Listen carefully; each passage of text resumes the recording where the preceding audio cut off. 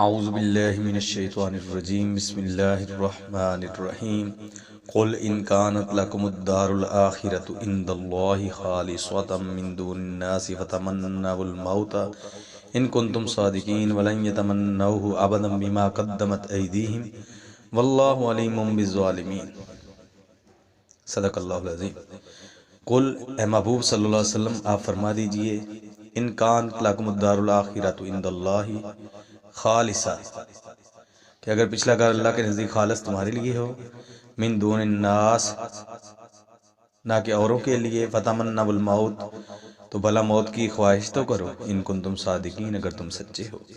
ولن یتمنوہ، اور ہرگز اس کی آرزو نہ کریں گے، ابدا بما قدمت ایدیہم،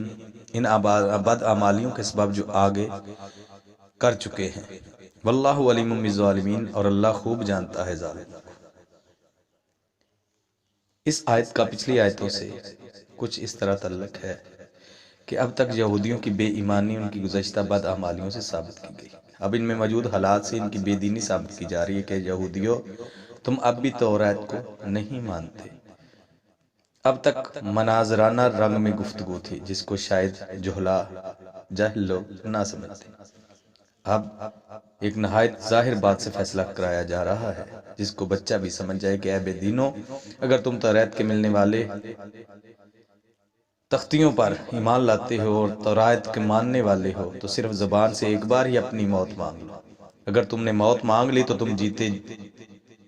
اور اگر تمہارے منہ سے یہ لفظ نہ نکلا تو ہم سچے اور تم جھوٹے۔ یہود اپنی مقبولیت اور محبوبیت کے گیت گاتے اور کہتے تھے کہ جنت ہماری ہی ہے، یا ہمارے لیے جنت ہے اور کسی کے لیے نہیں، ہم اللہ کے بیٹے اور اس کے پیارے ہیں، وغیرہ وغیرہ۔ یہ معاملات یہودیوں کے تھے جو ان کے ذہن و گمان میں باتیں چھائی ہوئی تھی۔ اللہ تعالیٰ نے انہیں خرافات کا جواب دیتے ہوئے فرمایا کہ اے محبوب صلی اللہ علیہ وآلہ وسلم ان سے فرمائیے کہ اگر تمہیں اپنی جنتی ہونے کا یقین ہے تو ذرا موت کی التجا تو کرو، کیونکہ دنیا تو مصیبتوں کا گھر ہے، اور خاص کر ان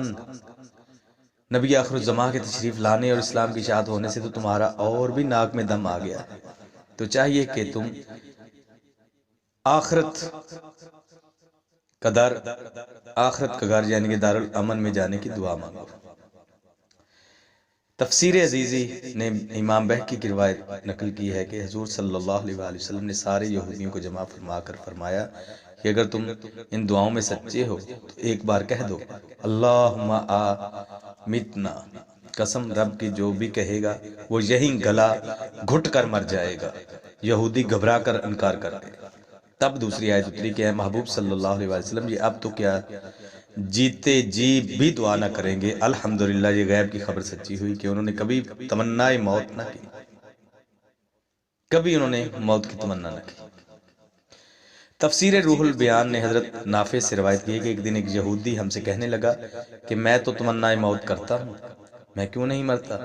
حضرت عبداللہ ابن عمر نے سنا تو فرمایا ارے جاہل، یہ ان علماء یہود کے لیے تھا جو جان بوجھ کر سرکار دو عالم صلی اللہ علیہ وسلم کا انکار کرتے تھے اور جن کو اس وقت بارگاہ نبوت صلی اللہ علیہ وسلم میں بلا کر کہا گیا تھا،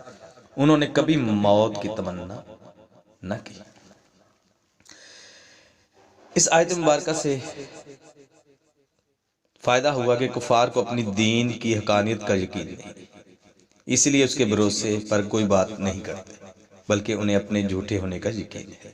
اس لیے وہ دنیا کو جنت اور آخرت کو قید سمجھتے ہیں۔ اب بھی ہندو وغیرہ دنیوی زندگی کے بہت حریص ہیں۔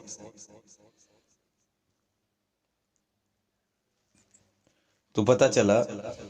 کہ جو بندہ سچا ہوتا ہے، جو حق سچ کے زندگی گزار رہا ہے، اس کو موت سے کوئی چیز ڈرا نہیں سکتی، وہ پریشان نہیں ہوتا کہ موت نے آ جانا ہے، اور جو دنیا کا حریص ہے وہ موت کے نام سے کانپ اٹھتا ہے، کیونکہ اس کو سارا کچھ یہی دنیا لگتی ہے۔ اب ہمیں بھی اپنا تزکیہ کرنا ہے کہ ہم اپنا ملان کدھر زیادہ رکھتے ہیں۔ دنیا کی دولت اور دنیا کے معاملات سیٹ ہو جائیں تو ہم کہتے ہیں ہم کامیاب ہو گئے، یا آخرت کے معاملات اور دین کے معاملات سیٹ ہو جائیں تو ہم کہتے ہیں ہم کامیاب ہو گئے۔ ہمارا ملان کدھر ہے، ہمیں بھی یہ دیکھنا ہے۔ اگر ہمارا رجحان زیادہ دین کی طرف ہے تو پھر ہم ایمان والوں میں شمار ہوں گے انشاءاللہ، اور اگر ہمارا زیادہ رجحان، زیادہ ملان، زیادہ رغبت دنیا کی زندگی کی طرف ہے تو پھر ابھی ہم خسارے میں ہیں۔ اللہ تعالیٰ صدقہ پنجتن پاک کا ہمیں دین کے رستے پر استقامت نصیب فرمائے۔